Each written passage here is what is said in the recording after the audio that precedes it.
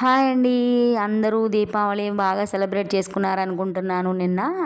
నిన్న ఈరోజు కూడా అమావాస్య తిథి సాయంత్రం 5 వరకు ఉంది కదా! సో, అందరూ ఈరోజు మంగళవారం కూడా అమ్మవారికి దీపాలైతే వెలిగిస్తారు.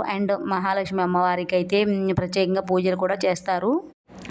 నేను కూడా చాలా సింపుల్గా అమ్మవారికి పులిహోర నైవేద్యంగా సమర్పించాను. మన మహాలక్ష్మి అమ్మవారికి చాలా ప్రీతికరమైన పండ్లలో మొదటిది దానిమ్మ, తర్వాత సీతాఫలము. నా అదృష్టం కొద్దీ సీతాఫలం కూడా దొరికిందనమాట. ఈరోజు అమ్మవారికి నైవేద్యంగా పెట్టుకున్నాను. చాలా హ్యాపీగానే అనిపించింది. ఇంకోటి ఏంటంటే, మనకి రేపటి నుంచి కార్తీక మాసం మొదలవుతుంది కదా!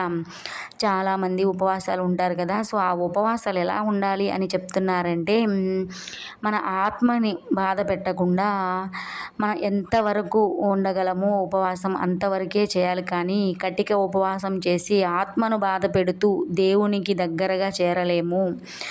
సో, అలాంటి పూజ ఫలితం ఉండదు అని చెప్తున్నారు. సో, అందరూ ఎంతవరకు చేయగలమో అంతవరకే చేయడం బెటర్. అంతేకాని ఆరోగ్యం బాగోకపోయినా నీరసపడుతూ అనారోగ్యాలు తెచ్చుకోకుండా చాలా జాగ్రత్తగా కార్తీక మాసంలో పూజలు చేస్తారని అనుకుంటున్నాను. వీడియో నచ్చితే సబ్స్క్రైబ్ చేయండి. Thank you.